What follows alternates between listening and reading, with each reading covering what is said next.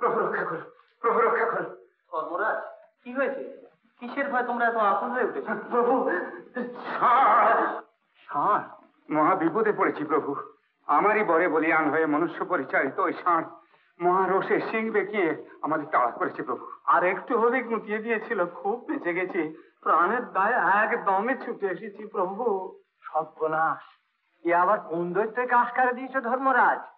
দৈত্য কোথা, মানুষ, একজন সাধারণ মানুষ। আগে হ্যাঁ, বাঙালি। তখন হিসেব করে আনতে পারেনি, এখন হিসেব দিতে এসেছে। রক্ষা করুন প্রভু, এ মহাবিপদ থেকে রক্ষা করুন। সৃষ্টি বুঝি লয় হয়, সব ওলট পালট হয়ে গেল প্রভু। শান্ত হ, আমাকে একটু ভাবতে দাও। সেই ক্ষিপ্ত ষাঁড় কি এখানেও আসতে পারে ধর্মরাজ?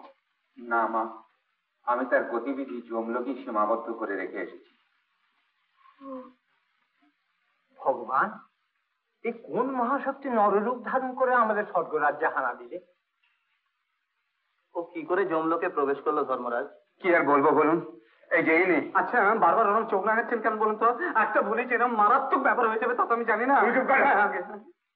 প্রভু, এই চিত্রগুপ্তের ভ্রমে যমদূতের একটি জীবন্ত মানুষকে জমলোকে এনে হাজির করে। আমি তাকে মর্তে ফিরে যেতে বলায় সে আপনার সাক্ষাৎ প্রার্থী হয়। বলে সে কি এত কাছে এসে ভগবান শ্রীবিষ্ণুকে দর্শন না করে ফিরে যাব? আমি তাকে বাধা দিই। তখন কি জানতাম যে সে রেগে গিয়ে ওই ষাঁড়কে আমারই পেছনে লেলিয়ে দেবে। আমাকে দেখতে চায়? কত জীবনের কত সাধনায় ও সেই পুণ্য সঞ্চয় করেছে ধর্মরাজ। কিছু করেনি প্রভু, কিচ্ছু করেনি, শুধু একটি ব্রাহ্মণকে একটি গোদান করেছিল। আগে হ্যাঁ, তাও জীর্ণ শীর্ণ হাড় জিরজিরে, দানের সঙ্গে সঙ্গে দেহ রাখে। জমলোকে এসেই তো এরকম গোতর করেছে। নেমকারাম আবার সিং বেঁকিয়ে গুঁতুতে এলো প্রভু। প্রভু, আমার মান মর্যাদা গৌরব সব যেতে বসেছে। মা ভাই, ধর্মরাজ, তুমি চিত্রগুপ্তকে নিয়ে বিষ্ণুলোকে অবস্থান করো। আমি দেবর্ষি নারদকে ওর কাছে পাঠাচ্ছি।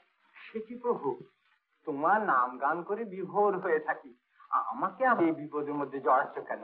ওকে তুমি জিজ্ঞাসা করবে কেন ধর্মরাজকে ষাঁড় দিয়েও তাড়না করেছে, আর কি বা চায়। এই কি পরীক্ষায় ফেললে বলো তো ভগবান?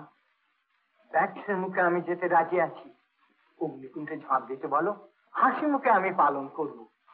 তোমারই কথায় আমি বৃত্তাসুরের সামনে দাঁড়িয়েছি, তোমারই আদেশে আমি মহিষাসুরের সামনে দাঁড়িয়ে তাকে সংযত হতে বলেছি।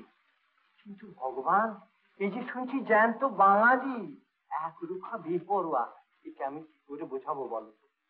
আহা, একটু মিষ্টি কথায় বুঝিয়ে সুঝিয়ে ওকে ফিরে যেতে বলো।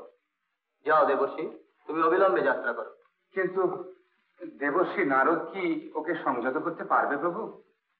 যদি বিফল হয় আমি যাব।